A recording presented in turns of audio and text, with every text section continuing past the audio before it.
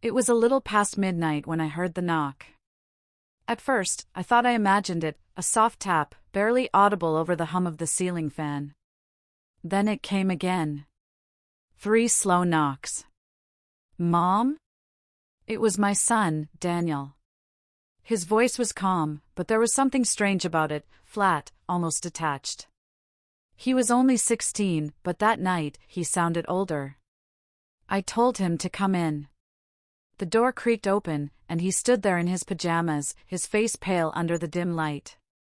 I could see he'd been crying. "What's wrong?" I asked, sitting up. He didn't answer. He just stood there, staring at me, or maybe through me. My stomach tightened. Daniel wasn't the kind of boy who hid things.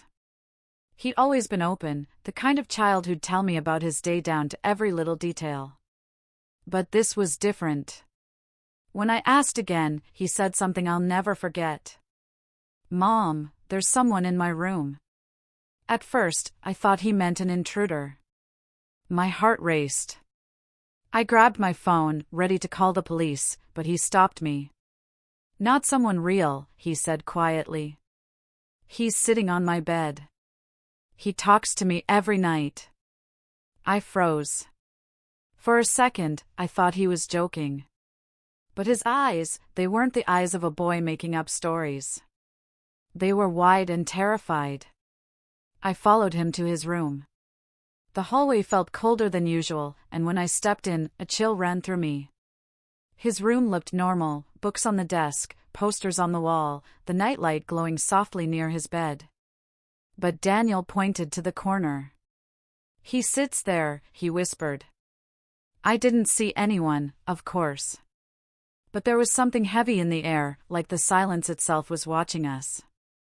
I tucked him in my bed that night and stayed awake for hours, staring into the dark, wondering if I'd just witnessed the beginning of a breakdown, or something worse. The next morning, Daniel didn't mention what happened. He acted like everything was fine, ate breakfast, played with the dog, and even laughed at a joke I made. For a moment, I thought it was just a nightmare. But that night, I noticed something strange. He didn't want to go to bed. He lingered in the living room, pretending to watch TV, even though his eyes looked heavy. When I told him it was time to sleep, he froze. "Can I sleep in your room again?" he asked quietly. I told him no, not unkindly, but firmly. He needed rest, and I didn't want him feeding his fear. Around midnight, I woke to the sound of a whisper, faint and broken, coming from down the hallway. It sounded like Daniel talking in his sleep. When I went to check, the door to his room was half open. The light from the hallway spilled in, just enough for me to see him sitting up in bed, facing the corner. "Daniel?" I whispered. He didn't move. I stepped closer. His lips were moving, but the words were too soft to understand. Then he said something that made my skin crawl. "I told you not to tell her." His voice wasn't his. It was lower, colder. I rushed over, shaking him gently. "Daniel! Wake up!" He blinked, confused, looking around the room like he didn't know where he was. "Mom? What's wrong?" "You were talking in your sleep," I said, trying to keep my voice calm. He frowned. "I was dreaming," he was mad. "Who was mad?" "The man. He said you shouldn't be here." That night, I let him sleep beside me again. But I barely slept. Every sound in the house felt heavier, the ticking clock, the creaking floorboards, even the distant hum of the refrigerator. The next morning, I went into his room to open the curtains. That's when I saw it, something small written on the wall, near the corner where he said the man sat. 3 words, scribbled in pencil. "Don't wake him." For the next few days, I tried to ignore what happened.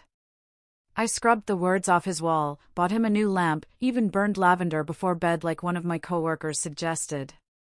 Daniel seemed better at first. He laughed more, ate properly, and stopped mentioning the man. I told myself it was over, maybe just a phase, a trick of his imagination.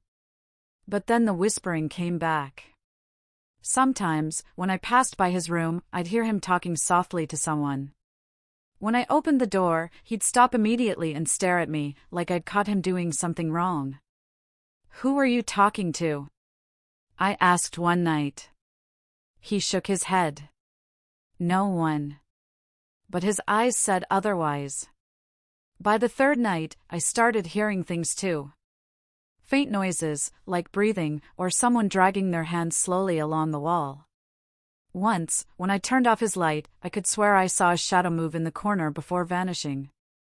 That's when I decided to check his room more carefully. It was around 2 a.m. Daniel was fast asleep. I lifted his pillow to adjust it, and that's when I saw it, a folded piece of paper, tucked neatly underneath.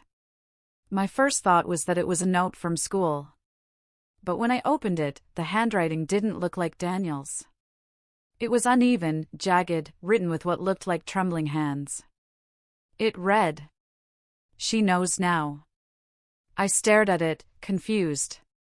What did that mean? Who was she? Then I turned the paper over. There was another message written in faint, smaller letters, pressed so hard it almost tore through the page. "He told me he wants you next." I felt my knees go weak. The room suddenly felt heavier, the air thick, like it didn't want me there. I backed away and looked at Daniel. He was still asleep, peaceful, unaware. But there was something off about his face, a faint smile, like he knew I'd found it. I left the room quietly, locked my door, and sat awake until sunrise, clutching that note in my hand.